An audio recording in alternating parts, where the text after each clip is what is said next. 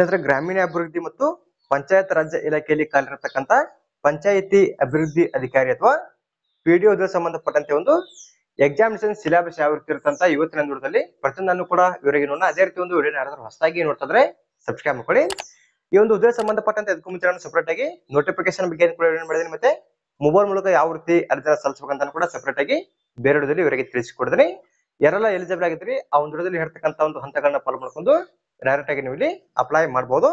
ಇನ್ನು ಇವಾಗ ಒಂದು ಆಯ್ಕೆ ವಿಧಾನ ಅಥವಾ ಒಂದು ಎಕ್ಸಾಮಿನೇಷನ್ ಸಿಲೆಬಸ್ ಯಾವ ರೀತಿ ಇರ್ತಂತ ಇವರಿಗೆ ನೋಡ್ತಗೊಂಡೀಗ ಇಲ್ಲಿ ಕೆಳಗಡೆ ಅವರು ಆಯ್ಕೆ ವಿಧಾನದ ಬಗ್ಗೆ ಪ್ರತಿಯೊಂದನ್ನು ಕೂಡ ಇವರಾಗಿ ಕೊಟ್ಟಿರ್ತಕ್ಕಂಥದ್ದು. ಇಲ್ಲಿ ಮೊದಲದಾಗಿ ಕಡ್ಡಾಯ ಕನ್ನಡ ಭಾಷೆ ಪರೀಕ್ಷೆ ಇರುತ್ತೆ. ಒಂದು ಕಡ್ಡಾಯ ಕನ್ನಡ ಭಾಷೆ ಪರೀಕ್ಷೆ ಬಂದ್ಬಿಟ್ಟು 150 ಅಂಕಗಳಿಗೆ ಇರುತ್ತೆ. ನೀವು ಇಲ್ಲಿ ಮುಂದಿನ ಹಂತಕ್ಕೆ ಕ್ವಾಲಿಫೈ ಆಗ್ಬೇಕಂದ್ರ ಇಲ್ಲಿ ಕನಿಷ್ಠವಾಗಿ 50 ಅಂಕಗಳನ್ನ ನೀವು ಇಲ್ಲಿ ಕಂಪಲ್ಸರಿ ಆಗಿ ತಗೊಳ್ಬೇಕಾಗತ್ತೆ. ಇದು ಯಾರೆಲ್ಲ ಇಲ್ಲಿ ಇದಕ್ಕೂ ಮುಂಚೆ ಇಲ್ಲಿ ನೋಡಬಹುದು ಡೇಟ್ ಕೂಡ ಕೊಟ್ಟಿದ್ದಾರೆ 29/11/2022 ಮತ್ತು ಇದರ ನಂತರ ಕರ್ನಾಟಕ ಲೋಕಸೇವಾ ಆಯೋಗವು ನಡೆಸುವಂತಹ ಒಂದು ಕಡ್ಡಾಯ ಭಾಷಾ ಪರೀಕ್ಷೆಯನ್ನ ಬರೆದು ಉತ್ತೀರ್ಣರಾಗಿರ್ತಕ್ಕಂಥ ಅಭ್ಯರ್ಥಿಗಳನ್ನ ಇರ್ತಾರಲ್ಲ, ನಿಮ್ಗೆ ಇಲ್ಲಿ ಯಾವುದೇ ಇರ್ತಕ್ಕಂಥ ಒಂದು ಕಡ್ಡಾಯ ಕನ್ನಡ ಭಾಷಾ ಪರೀಕ್ಷೆ ಇರುದಿಲ್ಲ. ನೀವು ಅರ್ಜಿನ ಸಲ್ಲಿಸುವಾಗಲೇ ನಿಮ್ಮ ಹತ್ರ ಒಂದು ಸರ್ಟಿಫಿಕೇಟ್ ಇದೆ ಅಂತ ನೀವು ಇಲ್ಲಿ ಟೆಕ್ ಮಾಡ್ಕೋಬೇಕು. ಇನ್ನು ಹೊಸದಾಗಿ ಅರ್ಜಿನ ಸಲ್ಲಿಸಿ ಇಲ್ಲಿ ಕೊಟ್ಟಿರ್ತಕ್ಕಂಥ ಒಂದು ಡೇಟ್ ಆಗಲಿ ಮತ್ತೆ ನೀವು ಇದಕ್ಕೂ ಮುಂಚೆ ಈ ಒಂದು ಕನ್ನಡ ಭಾಷಾ ಪರೀಕ್ಷೆಯನ್ನ ಬರದೇ ಇದ್ದಲ್ಲಿ ನೀವು ಇವಾಗ ಒಂದು ಕಡ್ಡಾಯ ಕನ್ನಡ ಭಾಷಾ ಪರೀಕ್ಷೆಯನ್ನ ಕಂಪಲ್ಸರಿ ಆಗಿ ಬರಲೇಬೇಕಾಗತ್ತೆ. ಇನ್ನ ಇದಕ್ಕೂ ಮುಂಚೆ ಮತ್ತು ಈ ಒಂದು ಡೇಟ್ ಆದ ನಂತರ ಎಕ್ಸಾಮ್ ಅನ್ನ ಯಾರೆಲ್ಲ ಬರ್ದಿರ್ತಾರಲ್ಲ ಒಂದು ಕನ್ನಡ ಭಾಷಾ ಪರೀಕ್ಷೆಯನ್ನ ನೀವು ಡೈರೆಕ್ಟ್ ಆಗಿ ಅರ್ಜಿನ ಸಲ್ಲಿಸುವಾಗ ಅಲ್ಲಿ ಒಂದು ಆಪ್ಷನ್ ಇರುತ್ತೆ, ಒಂದು ಆಪ್ಷನ್ ಟಿಕ್ ಮಾಡ್ಕೊಂಡು ಡೈರೆಕ್ಟ್ ಆಗಿ ನಿಮ್ಮ ಒಂದು ಕಡ್ಡಾಯ ಕನ್ನಡ ಭಾಷಾ ಪರೀಕ್ಷೆ ಒಂದು ಸರ್ಟಿಫಿಕೇಟ್ ಕೂಡ ನೀವು ಇಲ್ಲಿ ಅಪ್ಲೋಡ್ ಮಾಡಬೇಕಾಗತ್ತೆ. ಇದಕ್ಕೂ ಮುಂಚೆ ನಾನು ಅರ್ಜಿನ ಸಲ್ಲಿಸುವಾಗ ಅದ್ರ ಬಗ್ಗೆ ಪ್ರತಿಯೊಂದನ್ನು ಕೂಡ ಅವರಿಗೆ ತಿಳಿಸಿಕೊಡ್ತೀನಿ. ಯಾರೆಲ್ಲ ಇನ್ನೂ ಅರ್ಜಿನ ಸಲ್ಲಿಸಿದ್ರೆ ಆ ಒಂದು ವಿಡಿಯೋದಲ್ಲಿ ಹೇಳ್ತಕ್ಕಂಥ ಒಂದು ಸ್ಟೆಪ್ಸ್ ನ ಫಾಲೋ ಮಾಡ್ಕೊಂಡು ಈಸಿಯಾಗಿ ನೀವು ಇಲ್ಲಿ ಅಪ್ಲೈ ಮಾಡಬಹುದು. ಇನ್ನ ಈ ಒಂದು ಕಡ್ಡಾಯ ಕನ್ನಡ ಭಾಷೆ ಪರೀಕ್ಷೆ ಬಂದ್ಬಿಟ್ಟು ಮೊದಲಾಗಿ ಇರುತ್ತೆ. ಇನ್ನ ನೀವು ಇಲ್ಲಿ ಮುಂದಿನ ಹಂತಕ್ಕೆ ಕ್ವಾಲಿಫೈ ಆಗ್ಬೇಕಂದ್ರ ಈ ಒಂದು ಕನ್ನಡ ಭಾಷಾ ಪರೀಕ್ಷೆಯಲ್ಲಿ ಟೋಟಲ್ ಆಗಿ ಅಂದ್ರೆ ಕನಿಷ್ಠವಾಗಿ 50 ಅಂಕಗಳನ್ನ ನೀವು ಇಲ್ಲಿ ತಗೊಳ್ಳಬೇಕಾಗತ್ತೆ. ಇನ್ನೊಂದು ಕಡ್ಡಾಯ ಕನ್ನಡ ಭಾಷಾ ಪರೀಕ್ಷೆಯಲ್ಲಿ ಕ್ವಾಲಿಫೈ ಆಗಿರ್ತಕ್ಕಂಥ ಅಭ್ಯರ್ಥಿಗಳಿಗೆ ಮುಂದಿನ ಹಂತದಲ್ಲಿ ಇಲ್ಲಿ ಸ್ಪರ್ಧಾತ್ಮಕ ಪರೀಕ್ಷೆಯನ್ನು ಕೂಡ ಇರ್ತಕ್ಕಂಥದ್ದು. ಒಂದು ಸ್ಪರ್ಧಾತ್ಮಕ ಪರೀಕ್ಷೆ ಬಂದ್ಬಿಟ್ಟು ಟೋಟಲ್ ಆಗಿ 100 ಅಂಕಗಳಿಗೆ ಬರಬೇಕಾಗುತ್ತೆ.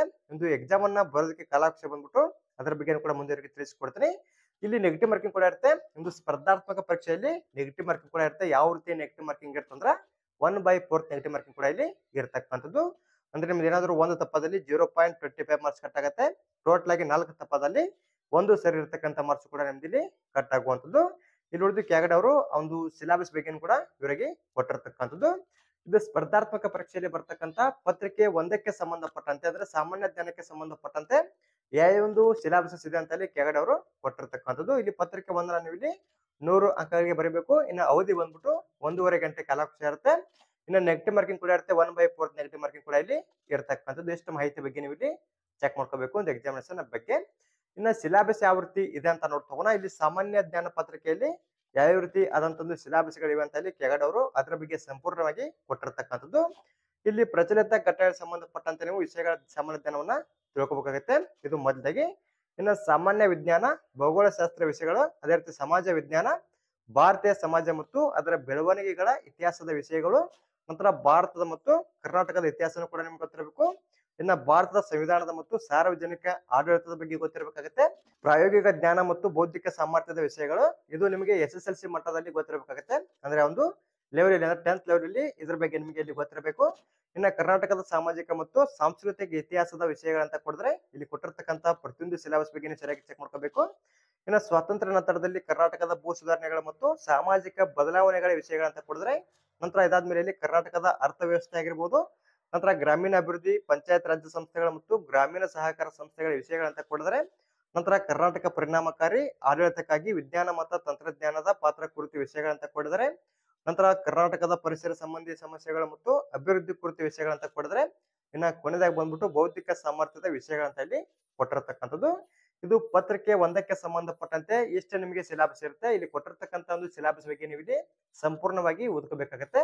ಇಲ್ಲಿ ಟೋಟಲ್ ಆಗಿ 100 ಅಂಕಗಳಿಗೆ ನೀವು ಎಕ್ಸಾಮ್ ಅನ್ನ ಬರೀಬೇಕಾಗುತ್ತೆ. ಇಲ್ಲಿ ಮೆರಿಟ್ ಬಂದ್ಬಿಟ್ಟು ಪತ್ರಿಕೆ 1 ಮತ್ತು ಪತ್ರಿಕೆ 2 ಅಲ್ಲಿ ತೊಂದಿರ್ತಕ್ಕಂಥ ಒಂದು ಅಂಕಗಳ ಆಧಾರದ ಮೇಲೆ ಫೈನಲ್ ಮೆರಿಟ್ ಅನ್ನ ಬಿಡುಗಡೆ ಮಾಡ್ತಾರ. ಅದ್ರ ಬಗ್ಗೆ ಕೂಡ ನಮಗೆ ಇಲ್ಲಿ ಗೊತ್ತಿರಬೇಕಾಗುತ್ತೆ. ಇನ್ನ ಪತ್ರಿಕೆ 1ರಲ್ಲಿ ಯಾವ ರೀತಿ ಒಂದು ಸಿಲೆಬಸ್ ಇದೆ ಅಂತ ನಮಗೆ ಗೊತ್ತಾಯ್ತು. ಇನ್ನ ಪತ್ರಿಕೆ 2 ಬಗ್ಗೆ ನೋಡ್ತಗೋಣ. ಇಲ್ಲಿ ಯಾವ ರೀತಿ ಸಿಲೆಬಸ್ ಗಳನ್ನ ಅವ್ರು ಕೊಟ್ಟಿದ್ದಾರೆ ಅಂದ್ರೆ, ಇಲ್ಲಿ ಮೊದಲಾಗಿ ಟೋಟಲ್ ಆಗಿ ನೀವು 100 ಮಾರ್ಕ್ಸ್ಗೆ ಒಂದು ಎಕ್ಸಾಮ್ ಅನ್ನ ಬರೀಬೇಕು. ಪತ್ರಿಕೆ 2 ಅಲ್ಲಿ ಕರೆಕ್ಟ್ ಆಗಿ ಚೆಕ್ ಮಾಡ್ಕೊಳ್ಳಿ. ಈ ಒಂದು ಎಕ್ಸಾಮ್ ಅನ್ನ ಬರೋದಕ್ಕೆ ಕಾಲಾವಕಾಶ ಬಂದ್ಬಿಟ್ಟು 2 ಗಂಟೆಗಳ ಕಾಲಾವಕಾಶ ಇರುತ್ತೆ. ಇಲ್ಲೂ ಕೂಡ ನೆಗೆಟಿವ್ ಮಾರ್ಕಿಂಗ್ ಇರುತ್ತೆ. 1/4 ನೆಗೆಟಿವ್ ಮಾರ್ಕಿಂಗ್ ಇಲ್ಲಿ ಕೂಡ ಇರುತ್ತೆ. ಇನ್ನ ಯಾವ ರೀತಿ ಸಿಲೆಬಸ್ ಬರ್ತಾವಂದ್ರೆ ಇಲ್ಲಿ ಸಾಮಾನ್ಯ ಕನ್ನಡಕ್ಕೆ ಸಂಬಂಧಪಟ್ಟಂತೆ 35 ಅಂಕಗಳು ಅಥವಾ 35 ಮಾರ್ಕ್ಸ್ಗೆ ಒಂದು ಎಕ್ಸಾಮ್ ಅನ್ನ ಬರೀಬೇಕು. ಇನ್ನು ಸಾಮಾನ್ಯ ಇಂಗ್ಲಿಷ್ಗೆ ಸಂಬಂಧಪಟ್ಟಂತೆ 35 ಮಾರ್ಕ್ಸ್ 35 ಕ್ವಶನ್ಸ್ ಇರ್ತಾವ. ಡೈರೆಕ್ಟ್ ಆಗಿ ನೀವು ಇಲ್ಲಿ ಒಂದು ಎಕ್ಸಾಮ್ ಅನ್ನ ಬರೀಬೇಕು.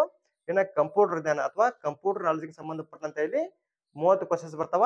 ನೀವು ಡೈರೆಕ್ಟ್ ಆಗಿ ಇಲ್ಲಿ ಒಂದು ಎಕ್ಸಾಮ್ ಅನ್ನ ಬರೀಬಹುದು.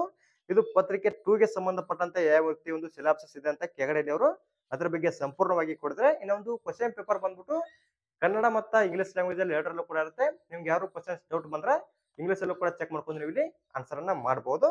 ಯಾರೆಲ್ಲ ಈ ಒಂದು PDO ಸಂಬಂಧಪಟ್ಟಂತೆ ಅರ್ಜಿನ ಸಲ್ಲಿಸಬೇಕಂತ ಅನ್ಕೊಂಡಿರ್ತೀರಿ, ಇಲ್ಲಿ ಕೊಟ್ಟಿರ್ತಕ್ಕಂಥ ಎಕ್ಸಾಮಿನೇಷನ್ ಸಿಲೆಬಸ್ ಬಗ್ಗೆ ಸರಿಯಾಗಿ ಚೆಕ್ ಮಾಡ್ಕೊಂಡು ನೀವು ಇಲ್ಲಿ ಅಟೆಂಡ್ ಆಗ್ಬೇಕಾಗುತ್ತೆ.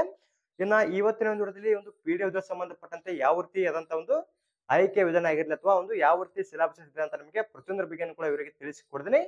ಈ ಒಂದು PDO ಸಂಬಂಧಪಟ್ಟಂತೆ ಇನ್ನೂ ಯಾರೆಲ್ಲ ಅರ್ಜಿನ ಸಲ್ಲಿಸಿಲ್ಲ ಅಂದ್ರೆ ಇದಕ್ಕೂ ಮುಂಚೆ ನಾನು ಮೊಬೈಲ್ ಮೂಲಕ ಯಾವ ರೀತಿ ಅರ್ಜಿನ ಸಲ್ಲಿಸಬೇಕಂತ ಸಪರೇಟ್ ಆಗಿ ಬೇರೆ ವಿಡಿಯೋದಲ್ಲಿ ಇವರಿಗೆ ತಿಳಿಸಿಕೊಡ್ತೀನಿ. ಇನ್ನೂ ಅರ್ಜಿನ ಸಲ್ಲಿಸಿಲ್ಲ ಅಂದ್ರೆ ಬೇಗ ನೀವು ಇಲ್ಲಿ ಅರ್ಜಿನ ಸಲ್ಲಿಸಬೇಕಾಗುತ್ತೆ. ಇನ್ನೊಂದು ನೋಟಿಫಿಕೇಶನ್ ಆಗಿರಲಿ ಮತ್ತೆ ಒಂದು ಅಪ್ಲೈ ಮಾಡೋ ಲಿಂಕ್ ಅನ್ನು ಎರಡನ್ನೂ ಕೂಡ ನಮ್ಮ ಟೆಲಿಗ್ರಾಮ್ ಗ್ರೂಪ್ ಅಲ್ಲಿ ಹಾಕಿರ್ತೀನಿ. ಎಲಿಜಿಬಲ್ ಆಗಿರ್ತಕ್ಕಂಥ ಅಭ್ಯರ್ಥಿಗಳೇ ಆ ಒಂದು ಲಿಂಕ್ ಮೇಲೆ ಕ್ಲಿಕ್ ಮಾಡ್ಕೊಂಡು ಅರ್ಜಿನ ಸಲ್ಲಿಸಬಹುದು. ಇನ್ನ ಅರ್ಜಿನ ಸಲ್ಲಿಸುವ ಕೊನೆಯ ದಿನಾಂಕ ಬಂದ್ಬಿಟ್ಟು 15/5/2024 ತನಕ ಕಾಲಾವಕಾಶ ಇದೆ. ಇನ್ನೂ ಯಾರೆಲ್ಲ ಅರ್ಜಿನ ಸಲ್ಲಿಸಿಲ್ಲ ಅಂದ್ರೆ ಬೇಗನೆ ನೀವು ಇಲ್ಲಿ ಅರ್ಜಿನ ಸಲ್ಲಿಸಬಹುದಾಗಿರುತ್ತೆ.